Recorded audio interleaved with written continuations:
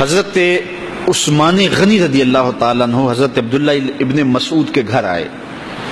یہ اس وقت آئے جب حضرت عبداللہ ابن مسعود سخت بیمار تھے اور موت و حیات کی کشمکش میں تھے. تو انہوں نے ان کا حال پوچھا. جب واپس پلٹنے لگے تو اشرفیوں کی 2 تھیلیاں حضرت عثمان غنی نے حضرت عبداللہ ابن مسعود کو دی. تو حضرت عثمان کو تھیلیاں دیتے ہوئے دیکھ کر کے حضرت عبداللہ ابن مسعود صحابی رضی اللہ تعالیٰ عنہ نے کہا یہ کیا ہے؟ کہا یہ جو ہے ضروریات پوری کر لینا. تو آپ نے کہا کہ میں تو جا رہا ہوں, میری تو ضروریات ختم ہو رہی ہیں. تو کہا حضرت آپ کی بیٹیاں تو ہیں, بیٹا تو ہے نہیں, تو یہ آپ کے بعد آپ کی بیٹیوں کے کام آ جائیں گے. تو حضرت عبداللہ ابن مسعود کا یقین دیکھیے, فرمانے لگے کہ یہ کسی اور کو دے دو, میری بیٹیوں کو ضرورت نہیں رہے گی, اس لیے کہ میری بیٹیاں اتنی دیر تک سوتی نہیں ہیں جتنی دیر تک سورہ واقعہ نہیں پڑھ لیتے. اور میرے رسول نے وعدہ کیا ہے, اور یہ بات میں نے اپنے کانوں سے سنی ہے, کہ سورہ واقعہ جو ہے وہ فقر کو دور کرتی ہے, اور میری بیٹیاں سورہ واقعہ کی عامل ہیں.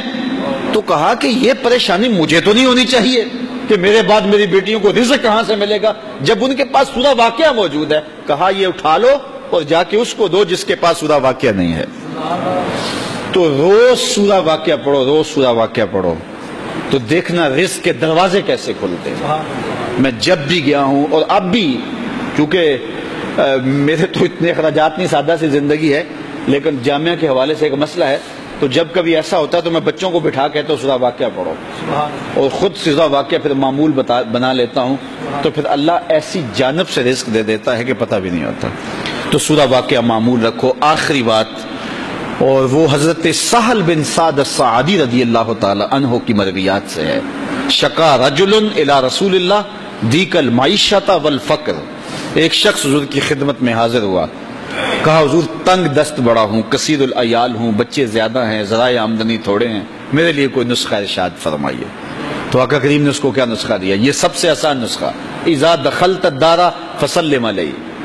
جب گھر جائے تو گھر والوں کو السلام علیکم کہا کرو, جو ہی گھر میں داخل ہو السلام علیکم, اور اس کے بعد ایک مرتبہ سورہ اخلاص پڑھ دیا کرو, قل هو اللہ احد.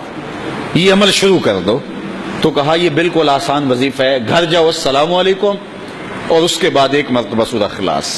اس عمل کو نہ چھوڑنا, بلکہ فرمایا کبھی ایسا ہو تو گھر جائے تو گھر میں کوئی بھی موجود نہ ہو, تو کہا عمل کو پھر بھی نہیں چھوڑنا. فسلم علیہ, کہا تو مجھے سلام کہتے نا. وہ اپنے نام لیواؤں کو تنہا چھوڑتے کب ہیں, جہاں ہم دم نہ ہو کوئی وہاں سرکار ہوتے. کہا کہ جب کوئی نہ ہو گھر میں تو کہا عمل نہیں چھوڑنا, پھر مجھے سلام کہنا اور پھر ایک مرتبہ سورہ اخلاص پڑھ دینا. وہ صحابی کہتے ہیں میں نے عمل شروع کر دیا, گھر جاتا السلام علیکم, گھر والے بھی خوش, اور اس کے بعد سورہ اخلاص بیٹھنے سے پہلے پڑھ لیتا. اور اگر گھر میں کوئی نہ ہوتا پھر تو مجھے چاہ چڑھ جاتے, پھر میں یا نبی سلام علیکہ پڑھتا, پھر حضور کی بارگاہ میں سلام پیش کرتا. اور ملکاری نے اس پہ گفتگو کی ہے مرقات شرح مشکات کے اندر کہ آخر حضور کو سلام کیوں کہنا ہے. انہوں نے جو لفظ کہے ہیں لفظ سنیے, وہ کہتے ہیں لِأَنَّا رُوحَهُ علیہ السلام موجود فی بیوت المسلمین, اس لیے کہ آقا کی روح مومنوں کے گھروں کے اندر فیض بانٹ رہی ہوتی.